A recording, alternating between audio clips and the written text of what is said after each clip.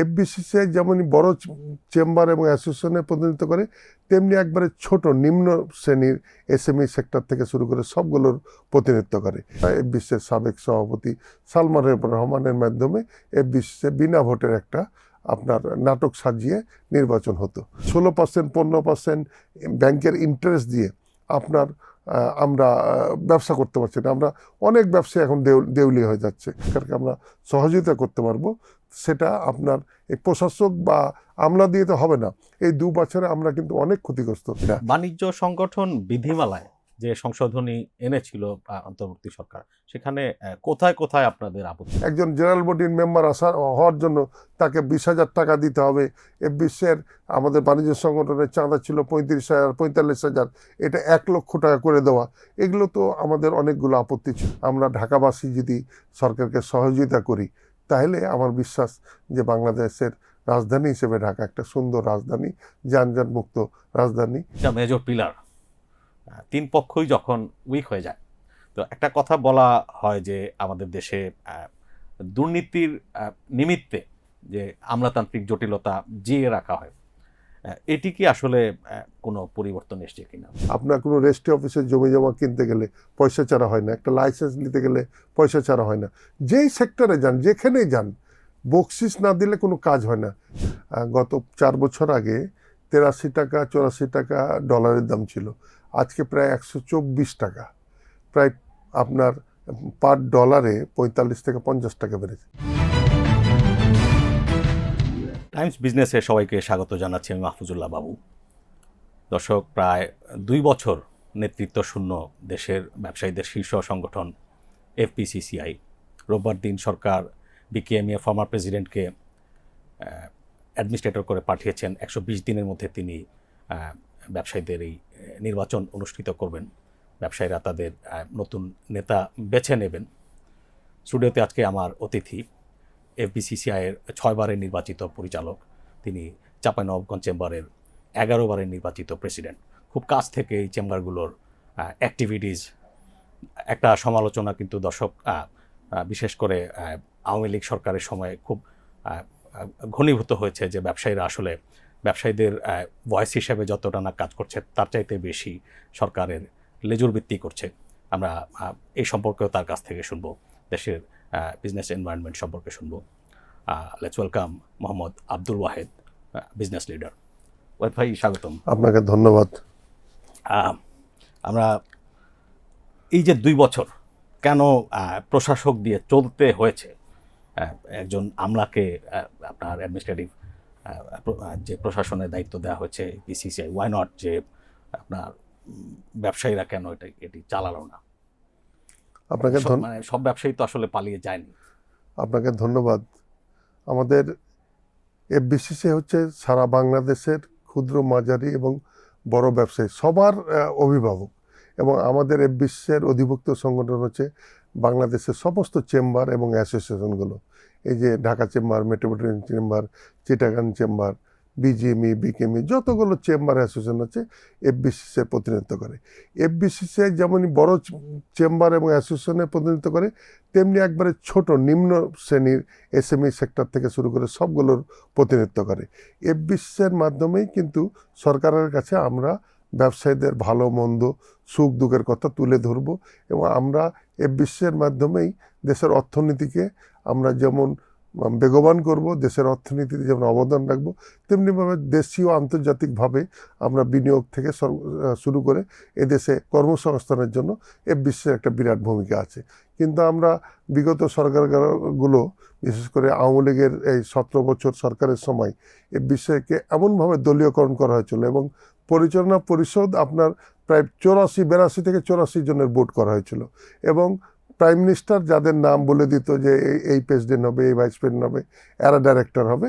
এটা তৎকালীন সাবেক আমাদের সরকারের বেসরকারি বিষয়ক উপদেষ্টা এফবিসির সাবেক সভাপতি সালমান রহমানের মাধ্যমে এফবিসি বিনা ভোটের একটা আপনার নাটক সাজিয়ে নির্বাচন হতো।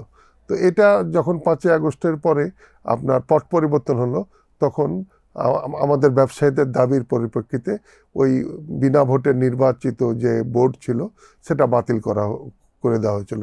এবং আমরা বলেছিলাম যে আমাদের বিগত সরকারের সময় কিছু ব্যবসায়ীদের স্বার্থবিরোধী এবং গণতান্ত্রিক যে ধারা, সেটাকে অনেক সময় আইনের মাধ্যমে এগুলোকে প্রতিবন্ধকতা সৃষ্টি করা হয়েছে।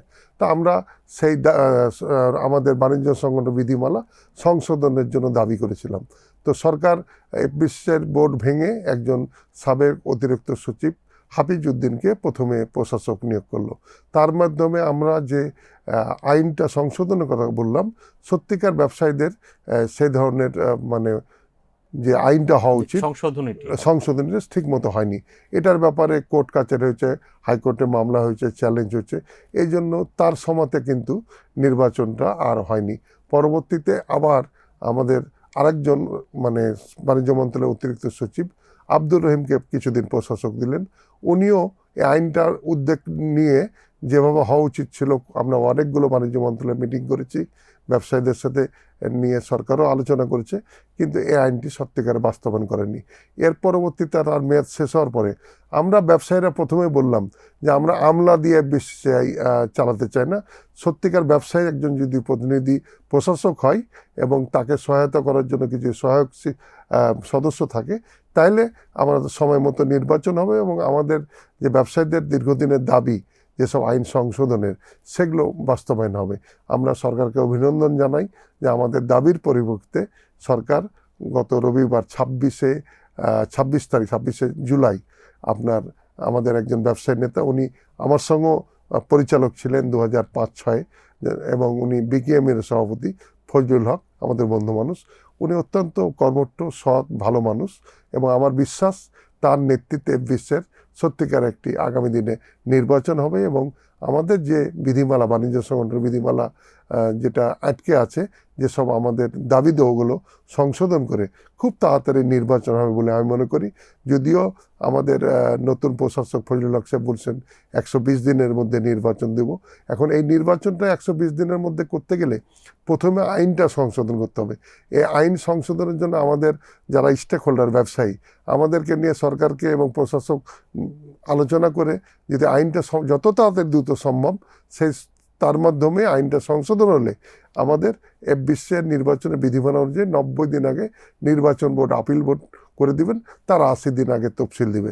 তাই মনে করি 4 মাস না হলেও যদি সরকার আন্তরিক হয়, প্রশাসক যদি সঠিকভাবে কাজ করে আইনটা যত তাড়াতাড়ি দ্রুত 1 মাসের মধ্যে যদি সংশোধন করতে পারে, তাহলে 2, 4, 10 দিন 20 দিন আগা পিছা এটা যত সময়ে নির্বাচন হবে।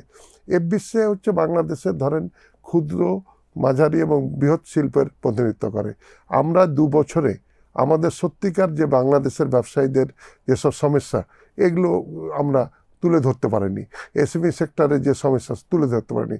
আমরা আজকে বাংলাদেশের ব্যবসায়ীরা এই 16%, 15% ব্যাংকের ইন্টারেস্ট দিয়ে আপনার আমরা ব্যবসা করতে পারছি না। আমরা অনেক ব্যবসা এখন দেউলিয়া হয়ে যাচ্ছে। আমাদের বাংলাদেশের ইন্ডাস্ট্রিতে যে গ্যাসের সমস্যা, আমরা গ্যাস দিতে পারছি না। নতুন ইন্ডাস্ট্রি বিনিয়োগের কথা সরকার বলছে, কিন্তু আমরা যেগুলো নতুন ইন্ডাস্ট্রি হচ্ছে তার আগে আমরা গ্যাস দিতে পারছি না। যেগুলো পুরাতন আমাদের ইন্ডাস্ট্রি আছে তারাও প্রোডাকশন পাচ্ছে না। আমাদের এক্সপোর্ট কমে গেছে, আমাদের ইম্পোর্ট কমে গেছে। সব মিলে কিন্তু ব্যবসায়ীদের এই সমস্যাগুলো সমাধান করার জন্য আমরা নতুন সরকারের কাছে আমরা কাজ করতে চাই, নতুন সরকারকে আমরা সহযোগিতা করতে চাই। তারেক রহমান সাহেব বাংলাদেশের প্রধানমন্ত্রী হওয়ার পরে উনি অনেকগুলো ভালো উদ্যোগ গ্রহণ করেছেন এবং এ পর্যন্ত 5.5 মাসে উনি ব্যবসায়ীদের যারা বড় বড় আমাদের বিনিয়োগ এবং কর্মসংস্থানের যে ব্যবস্থা করেছে, প্রাণ গ্রুপ থেকে শুরু করে যত বড় বড় শিল্প গোষ্ঠী নিয়ে অনেকবার মিটিং করেছে এবং কালকে না পরশু দিনও একটা মিটিং করেছে, তাদের সমস্যাগুলো জানার চেষ্টা করেছে। তো আমরা চাই যে আমরা বাংলাদেশের সমস্ত ব্যবসায়ীদের যদি প্রতিনিধিত্ব করে, আমরা সত্যিকার বিশ্বের একটা নির্বাচিত বোর্ড থাকলে আমরা যেভাবে সরকারকে আমরা সহযোগিতা করতে পারবো, সেটা আপনার এই প্রশাসক বা আমলা দিয়ে তো হবে না। এই 2 বছরে আমরা কিন্তু অনেক ক্ষতিগ্রস্ত, আর সত্যিকার আমাদের ব্যবসায়ীদের কোনো কথা আমরা বলতে পারিনি। আজকে দেখেন বাংলাদেশের সবচেয়ে আরেকটি বড় সমস্যা যে আমাদের এই যে গত বাজেট হলো, এই বাজেটে আমাদের আপনার লেনদেনের উপর, ট্রানজ্যাকশনের উপরে আপনার আগে ছিল 0.25% ইন্টারেস্ট মানে ট্যাক্স, তারপরে অন্তর্বর্তী সরকার করলো 0.50 এবং এই বাজেটে আমরা 1% মানে করে দিয়েছে, কিন্তু আগে ছিল 4 কোটি টাকার ওপরে লেনদেন হলে আপনার 1% দিতে হবে। কিন্তু ওই 4 কোটি টাকার বিধানটা উঠিয়ে দেওয়াতে আমাদের যদি কোনো ক্ষুদ্র ব্যবসায়ী 5 লাখ টাকা মানে যে বেনিফিট করবে, তাকে আপনার ট্যাক্সের পাশাপাশি 1% দিতে হবে, টার্নওভার ট্যাক্স। কিন্তু আজকে এই মানে যদি 4 কোটি টাকার মানে নিচের ট্যাক্স দিতে হয় ব্যবসায়ীদেরকে, তো ক্ষুদ্র মাঝারি ব্যবসায়ীরা সমস্ত ধ্বংস হয়ে যাবে।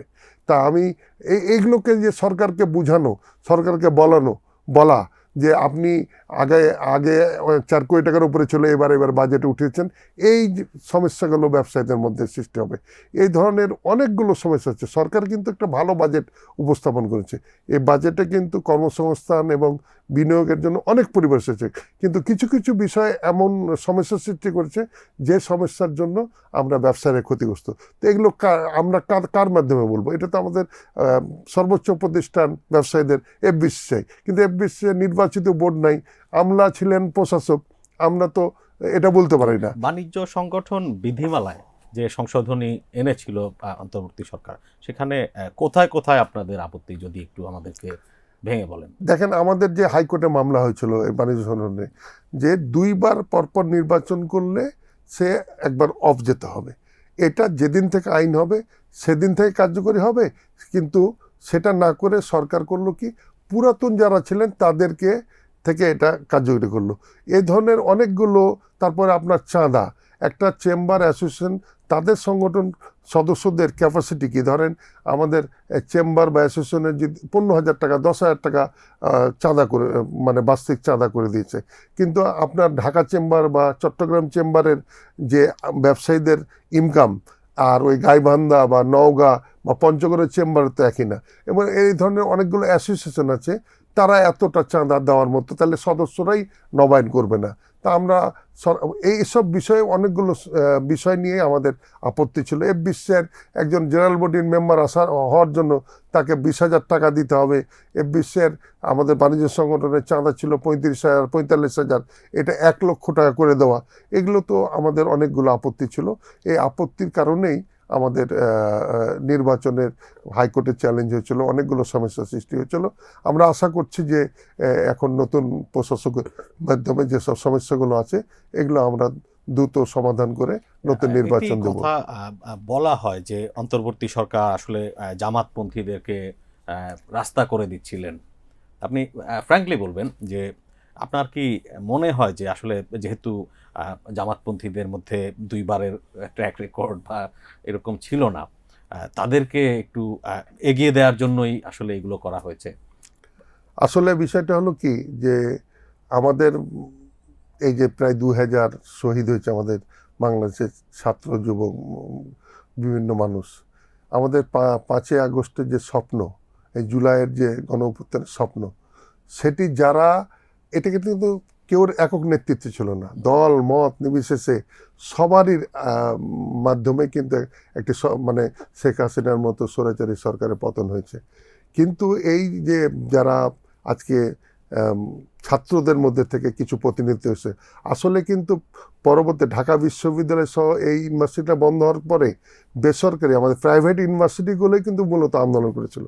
কিন্তু ইউনূস সাহেবকে মানে উপদেষ্টা করে, এখানে উপদেষ্টা গঠনের এবং সরকার গঠনের হাসিনা চলে যাওয়ার পরে এই সেনাবাহিনীর যে ভূমিকা ছিল, সেই ভূমিকাটা সত্যিকার মানে ভালো ছিল বলে আমি মনে করি না। তারা জামাতকে যেভাবে হাইলাইট করছে, জামাত বাংলাদেশে কত % ভোটের ছিল, তারা আপনার জামাতকে প্রথম রাজনৈতিক দলের নেতাদের নাম যখন ঘোষণা করে, প্রথমে জামাতের আমিরের নাম ঘোষণা করে, তারপরে বিএনপির মহাসচিবের নাম ঘোষণা করে। এগুলো মানে কোনোভাবেই আমরা আশা করিনি। এবং দেশীয় আন্তর্জাতিক একটা চক্রান্ত ছিল যে জামাতকে আপনার বাংলাদেশে ক্ষমতায় নিয়ে আসার, এবং এতে আমরা আন্তর্জাতিকভাবে বাংলাদেশ আরও দুর্বল হয়ে যেত। আমরা মনে করি যে বাংলাদেশের যে জনগণের রায়, এই রায়কে অনেকেই পরিবর্তন করার চেষ্টা করেছে। আমরা সত্যিকার নির্বাচিত হয়েছে, এবং যেসব আমাদের ছাত্র যুবক ভাইরা আজকে, তারা যদি সত্যিকার রাজনীতি না করে, দল না করে, আপনার তারা যদি মানে ছাত্র রাজনীতির পাশাপাশি তারা যদি সরকারকে চাপে রাখতো তাহলে ভালো হতো। কিন্তু আজকে বিভিন্ন সময় আমরা দেখতে পাচ্ছি, শুনতে পাচ্ছি, যেসব ছেলেরা প্রাইভেট পড়াতো, কোচিং করাতো, যে ঢাকা শহরে থাকতো, আজকে তারা আপনার কোটি টাকার গাড়িতে চড়ে, বড় বড় ফ্ল্যাট ভাড়া নাই। এবং এই গত 18 মাস ইউনূস সরকারের সময় এই উপদেষ্টাদের মধ্যে যে আপনার দুর্নীতির কথা আমরা শুনি, এতে আমাদের এই বাংলাদেশের মানুষের কাছে এইসব ছাত্র নেতাদের ভাবমূর্তি কিন্তু এখন জিরো পর্যায়ে চলে গেছে। আর ইউনূস সরকারকে আপনার ব্যবহার করে একটা গ্রুপ আপনার সমস্ত বিশ্ববিদ্যালয়ের আপনার ভিসি থেকে শুরু করে প্রশাসনের বিভিন্ন সেক্টরে বেছে বেছে ওই মানে দলের লোকজনকে বসিয়ে বাংলাদেশকে তারা একটু অন্যভাবে পরিচালিত করতে চেয়েছিল। এবং তারা কোনোভাবে নির্বাচন চায়নি, নির্বাচনটা আরও বিলম্ব করার জন্য চেষ্টা করা হয়েছিল। তো এদেশের বিভিন্ন কারণে যে নির্বাচনে যত সময় হয়েছে, এবং আমি মনে করি যে আজকে বাংলাদেশের চেম্বারগুলো সেই পলিটিক্সেরই পার্ট, ইউ বিলিভ? হ্যাঁ, এইগুলো বিভিন্নভাবে হয়েছে। ধরেন বাংলাদেশের অধিকাংশ চেম্বার 15 বছর দখল ছিল, বিভিন্ন অ্যাসোসিয়েশন দখল ছিল। এগুলোকে মুক্ত করে একটা সঠিক পথে এবং সত্যিকার ব্যবসায়ীদের প্রতিনিধি হিসাবে আপনার যেন আগামী দিনে নির্বাচিত হয়, যারা সরকারের সাথে বার্গেনিং করতে পারবে, সত্যি কথা বলতে পারবে, ব্যবসায়ীদের সমস্যাগুলো চিহ্নিত করে তুলে ধরতে পারবে এবং সরকারের কাছ থেকে সেসব সমস্যাগুলো ব্যবসায়ীদের অনুকূলে সমাধান করতে পারবে। এই ধরনের নেতৃত্ব আমাদের দরকার। এবং আমরা চাই যে বিশ্বে একটা রাজনীতিক মুক্ত এবং ব্যবসায়ীদের যেন প্রতিনিধি হয়, সে ধরনের নেতৃত্ব আগামী দিনে নির্বাচিত হোক, এটি আমাদের। আপনারা চান। এখন আপনারা তো কমিউনিটিতে নিশ্চয়ই প্রস্তুতির ধরন দেখছেন। আপনি কি বিশ্বাস করেন যে আসলে বিজনেসম্যানদের ভয়েস যাদেরকে এক্সপেক্ট করতে পারেন আপনারা, তারাই নেতৃত্বে যাচ্ছেন, ওর আবারও যে প্রধানমন্ত্রী বা বাণিজ্য মন্ত্রী কিংবা দল থেকে যাদেরকে একটু স্পেস দেওয়া হবে তারাই এগিয়ে যাবেন? আমার বিশ্বাস যে বর্তমান নির্বাচিত সরকার, তারেক রহমানের নেতৃত্বে এই সরকার এফবিসিসিআইকে বা ব্যবসায়ীদের মানে দলীয়করণের যে প্রক্রিয়াটা, এটা অতীতের শিক্ষা থেকে সেটা গ্রহণ করবে না। এবং আমার বিশ্বাস যে এফবিসিসিআই আগামী দিনে রাজনীতিকরণ করা হবে না এবং ব্যবসায়ীদের সত্যিকার প্রতিনিধিত্ব হবে। এবং দেন ব্যবসায়ীরা অনেক সময় জিম্মি হয়ে যায়। যে আমি দেখেছি গত 15 বছরে শেখ হাসিনার সময় অনেক ব্যবসায়ী আওয়ামী লীগ করে না, কিন্তু তাদের প্রচণ্ড প্রেশার, তাদের আপনার কারণে বিভিন্ন মিটিংস থেকে শুরু করে বিভিন্ন জায়গাতে যেতে বাধ্য হয়েছে, না হলে তাদের ক্ষতি করে দেবে ব্যবসায়ী ব্যাপার করেছেও অনেক ব্যবসায়ীদের। না, নিশ্চয়ই এই দেশে আপনি মন্ত্রণালয়ে যদি না যান, আপনি হয়তো ফাইল ছোটাতে পারবেন না। হ্যাঁ, আবার আপনি মন্ত্রীর কাছে যাচ্ছেন, আপনাকে ফুল ছাড়াও যাওয়া যাবে না। আবার সেই ফুলের ছবি যদি থাকে, সরকার পরিবর্তন হওয়ার পরে আপনি আবার তখন অন্য রকমের ট্যাগ খেয়ে যাবেন। এটা আসলে অনেক ব্যবসায়ী হতাশা প্রকাশ করেছে আমাদের কাছে। এখন ইকোনমির যে অবস্থা, ব্যবসা বাণিজ্য করে আপনারা কেমন আছেন?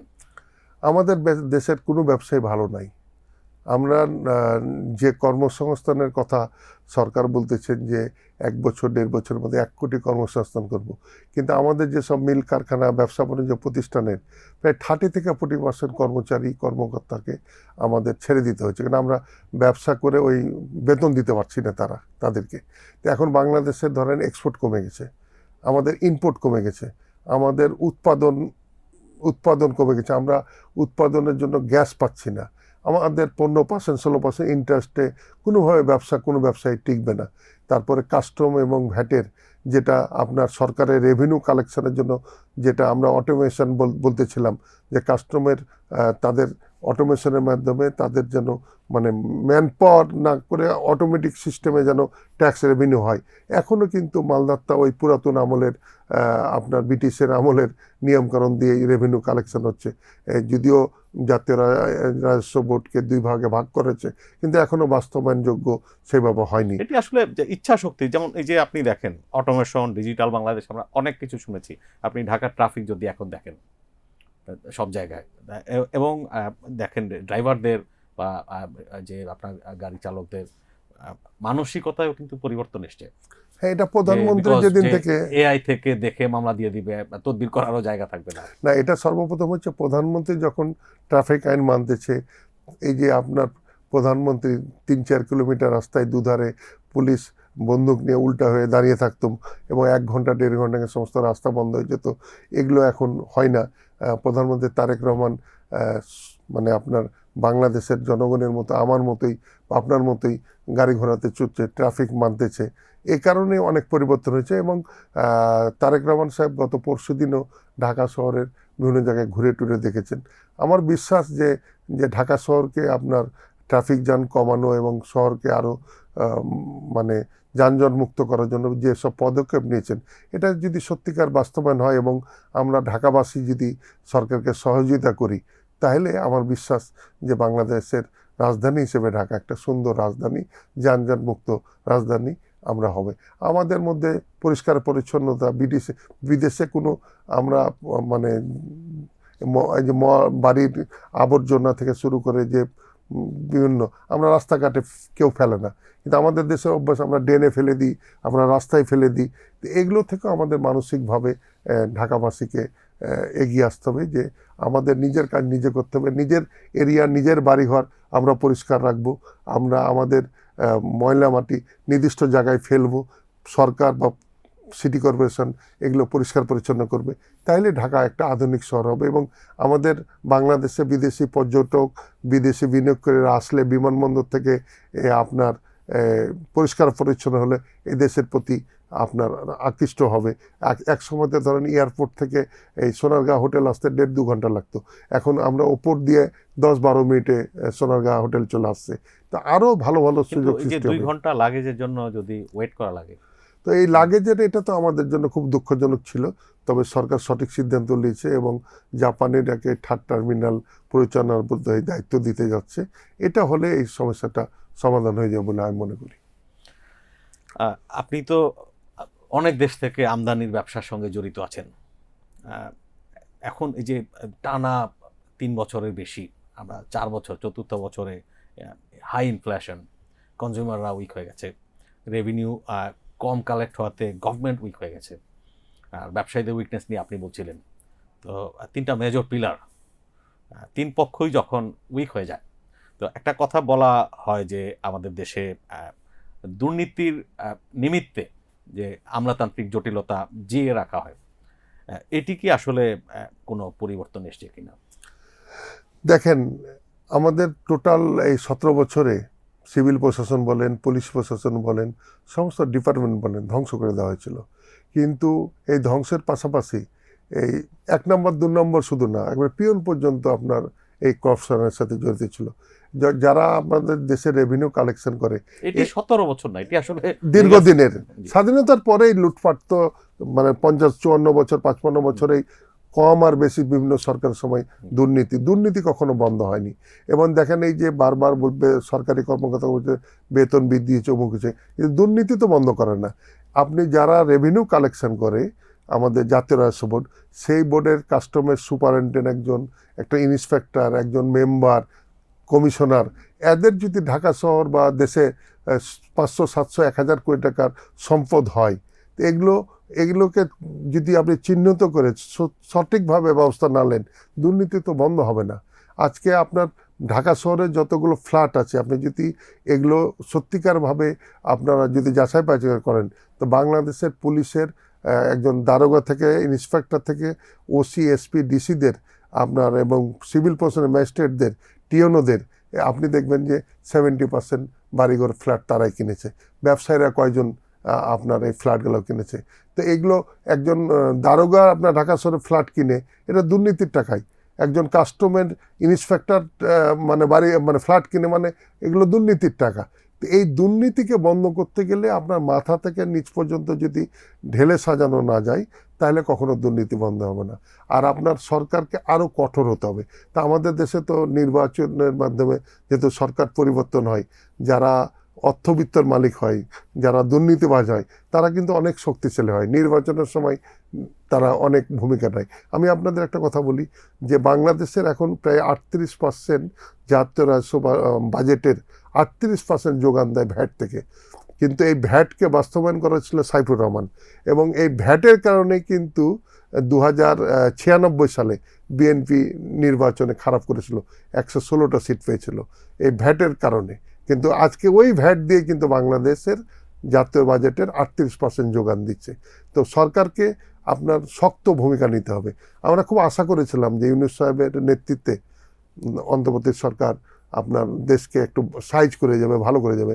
কিন্তু আমরা যখন শুনি যে উনার ব্যবসা প্রতিষ্ঠানের 666 কোটি টাকা ট্যাক্স মওকুফ করেছে, উনি ম্যান পাওয়ার থেকে শুরু করে নার্সিং ইনস্টিটিউট, বিশ্ববিদ্যালয় থেকে শুরু করে নিজের কোম্পানির বিভিন্ন লাইসেন্স টাইসেন্স নিয়েছেন, এগুলো যদি সত্যিকার হয় তাহলে আমরা আর কোথায় যাব? ইউনূস সাহেবের কাছে তো এটা আমরা প্রত্যাশা করি না।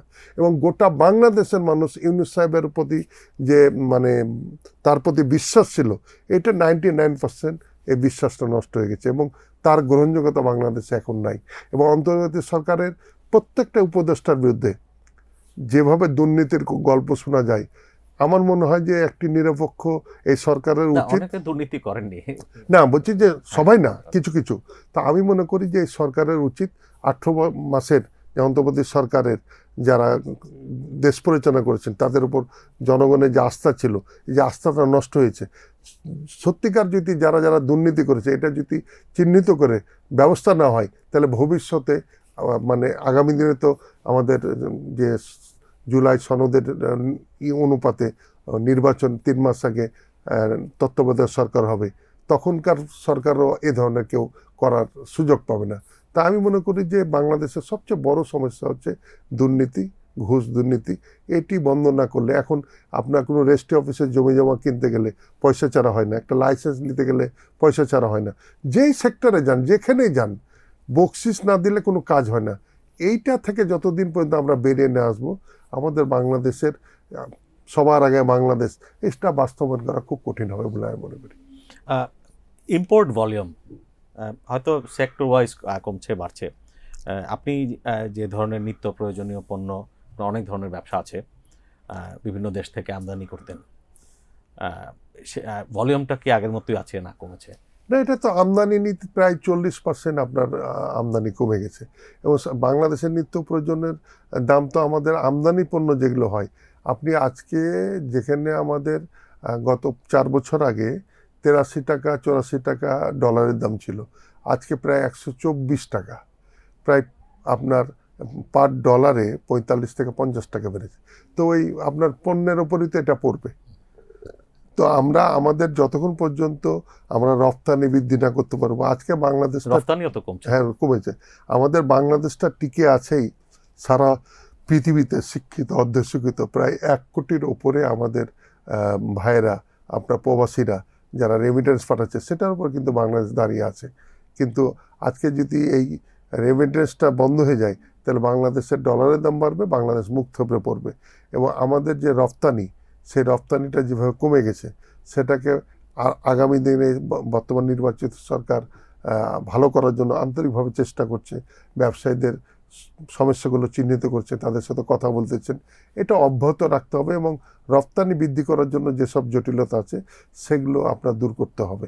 এবং আমাদের বাংলাদেশের যে ব্যাংকের টাকা লুটপাট হয়ে 3 ভাগের মধ্যে 1 ভাগেরও বেশি পরিমাণ টাকা আপনার লুটপাট হয়ে বিদেশে পাচার হয়ে গেছে, এগুলো যতটুকু পারা যায় ফেরত আনা এবং এই অর্থনীতিকে ভালো করার জন্য ভালো ভালো নীতিমালা তৈরি করা এবং বাংলাদেশ ব্যাংকে আপনার সঠিক সিদ্ধান্ত নিতে হবে। আমাদের যেসব মিল কারখানাগুলো বন্ধ রয়েছে, সরকার কিন্তু এগুলোকে চাঙ্গা করার জন্য, চালু করার জন্য, কর্মসংস্থান আবার পুনরায় ঘুরে দেওয়ার জন্য চেষ্টা করছেন। এই চেষ্টা সফলতা হলেই বাংলাদেশ ঘুরে আসতে পারে। কিন্তু বাংলাদেশের জন্য এই মুহূর্তে অনেক চ্যালেঞ্জ, সরকারের জন্য অনেক চ্যালেঞ্জ। আমি পেপারে দেখলাম যে প্রতিদিন সরকার বাংলাদেশের ব্যাংকগুলো থেকে 750 কোটি টাকা লোন নিতে হচ্ছে। এতে কিন্তু বাংলাদেশ কোন পর্যায়ে আছে এখান থেকে বোঝা যায়। আগামী দিনগুলোতে বিনিয়োগের যে এক্সপেকটেশন, আপনি প্রবলেমগুলো বলছিলেন, আপনার ডিপ অবজারভেশন থেকে যে কি মনে হচ্ছে যে দেশীয় উদ্যোক্তারা নিশ্চয়ই একটা প্রলং যে অ্যাডভার্সিটির পরে তাদের ফাইন্যান্সিয়াল কন্ডিশন অবশ্যই খারাপ, আমরা কর্পোরেট যাদেরকে দেখছি তাদের অবস্থা বলছি, বিনিয়োগ, দেশি বিনিয়োগ বাড়ার সম্ভাবনা কতটা দেখছেন? দেশি বিনিয়োগ মানে আমাদের যে বিনিয়োগগুলো করেছে এই সব মিল কারখানার অবস্থাতে ভালো না। সর্বপ্রথম হচ্ছে যে সরকারকে আমাদের ব্যাংকের ইন্টারেস্টের হারটা আপনার সিঙ্গেল ডিজিটে নিয়ে আসতে হবে। গভর্নর আপনার কিন্তু 50 বেসিস পয়েন্ট কমিয়েছে। এই last কমা দিয়ে week-এ। কিছু হবে না, এটা Okay. সিঙ্গেল ডিজিটে নিয়ে আসতে হবে। আমরা যেখানে 9%-এ ব্যবসা বাণিজ্য করতেছিলাম, এখন প্রায় 15-16%। আপনি 5-6% মানে বোঝেন, 100 কোটি টাকার ব্যবসা হলে 5-6% মানে কত টাকা হয়। তো এই কারণে তো দ্রব্যমূল্যের দাম না, এটি বাড়ছে। আবার তো আপনার একটা যে কি বলে ডিক্টেট করা হয়েছিল, সেটি আবার একটা এন্টি মার্কেট মেকানিজমের মাধ্যমে করা হয়েছিল এবং এর জন্য আসলে অনেক ক্ষতি হয়েছে। না, আপনি দেখেন একটা দেশের এই এত ধরনের মানে কোনো দেশে মানে দেশকে এগিয়ে নিয়ে যেতে গেলে এত ইন্টারেস্ট দিয়ে কোনো দেশ এগিয়ে যাবে না। এবং আশেপাশের দেশগুলো দেখেন যারা ভালো করেছে, তাদের ব্যাংক ইন্টারেস্ট দেখেন আর আমাদের ব্যাংক ইন্টারেস্ট করেন। এটাকে যে কোনো পলিসির মাধ্যমেই এই ইন্টারেস্ট হার কমিয়ে আনতে হবে এবং আমাদের নতুন নতুন পণ্য এক্সপোর্টের জন্য আমাদেরকে এগিয়ে আসতে হবে। আমি বলি আমরা আমার জেলা চাঁপাইনবাবগঞ্জ আমের জন্য বিখ্যাত। দেশের উৎপাদিত আমের প্রায় 40% আম আমার এখানে হয়। এখন কিন্তু আমের সত্যিকার আম চাষিরা দাম পাচ্ছে না, কারণ এখন আম কিন্তু সারা বাংলাদেশে হয়, এমনকি খাগড়াছড়ি, রাঙামাটি, পার্বতীপুর অঞ্চলে পাহাড়ে তো আম হচ্ছে, ময়মনসিংহে আম হচ্ছে, সাতক্ষীরা, বাগেরহাট থেকে শুরু সব জায়গায় আম হচ্ছে। আমাদের এত পরিমাণ আম কিন্তু হচ্ছে, আপনাদের সেদিককার আমটা অনেক না অনেক ভালো হলো। আমরা যদি আমকে আমরা রপ্তানি না করতে পারি, আমরা রপ্তানি করতে পারছি না যে ইন্ডিয়া এবং পাকিস্তান, ফিলিপাইনের যে কার্গো বিমান ভাড়া, আমাদের থেকে তাদের আমরা তাদের চাইতে 3 থেকে 4 গুণ বেশি। তো আমরা যদি ইন্ডিয়া হয় 200 টাকা কেজিতে, মানে আপনার বিমান ভাড়া, আমার হলো 800 টাকা।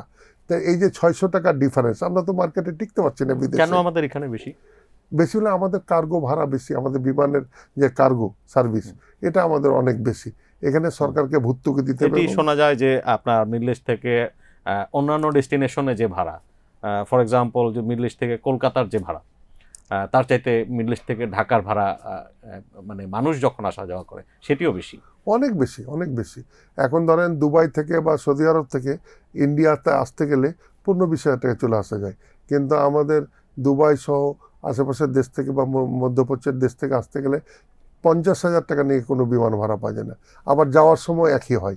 তো এইভাবে আমাদের যে আপনার শুধু আম না, আমাদের যে উৎপাদিত ভেজিটেবল, সেগুলো এক্সপোর্ট অনেক কমে গেছে শুধু কার্গো ভাড়ার জন্য। সরকার যদিও কিছু ভেজিটেবলের জন্য ভর্তুকি দেয়, সহযোগিতা করে, কিন্তু এটাকে আরও বেগবান করার জন্য সরকারকে ঢেলে সাজাতে হবে এবং আমাদের এই আমের উপরে ইন্ডাস্ট্রি করার জন্য উদ্যোক্তাদের স্বল্প ইন্টারেস্টে আপনার লোন দিতে হবে।